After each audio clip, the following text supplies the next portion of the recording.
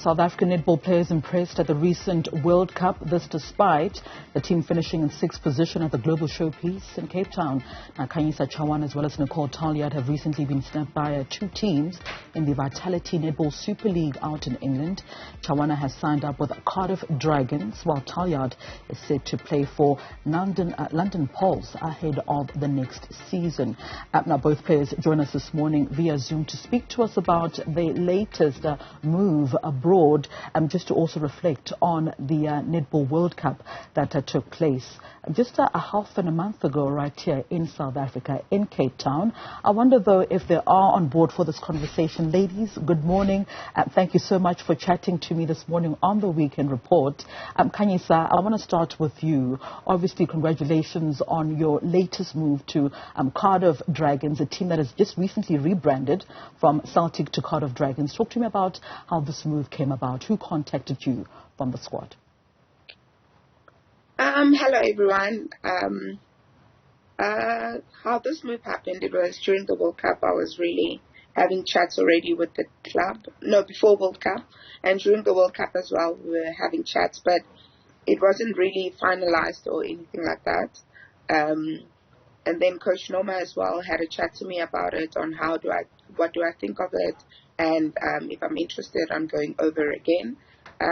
So it was a lot of thoughts around it, if I wanted to actually carry on with going overseas, as I was there before, and it wasn't the best of experiences because of the COVID that had happened. So I thought to give myself another chance again, and just a week before the signing window closed, I was able to sign. But that's thanks to my agent as well, Nichole, who was really working very hard behind the scenes to get me the contract. And for you, Nichole, is that a similar situation as to how you approached? Was an agent also involved in your move? Yes, definitely. Kate and I actually have the same agent, and I think with all of this international netball or franchise netball, the agent always has to be involved. I think they just work that way, and it's very nice to have that middleman and not have to do it ourselves. So she does do all of the hard work and fighting behind the scenes and contract and legal work. So, yeah, mine was also before World Cup, similar to Casey's, but it was kind of all the spots were closing down for my position, and London was actually interested in me last year already, but had already filled their team. Yeah. And then moving into this year, I think they had just contacted me again and said, listen, they are still interested. They are just looking at which spots are opening and how this season is going to work. So it was just amazing to get the phone call from the coach to say that she is interested in me and she does want me up there. I wonder, though, if you've had conversation with former South African players, Nichole, who played for London Pulse. I think of Asigi Berger as well as Lafebvre Rademan. Have you had conversations with them regarding how, the team culture is like at London Pulse? I have had conversations with both of them, but I think it's so different from player to player going up, and even the coaches have changed since they've played there, and the coaching staff that is there now, and even the teammates.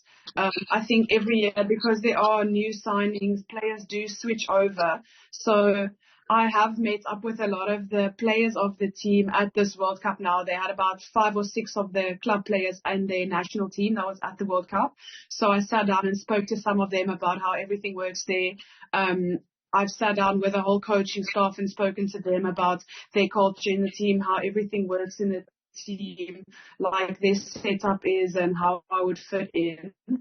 So even though I have spoken to players in the past, I think it is so different to when they did play. So I've spoken to everyone I possibly could have, previous players, current players, and coaching staff.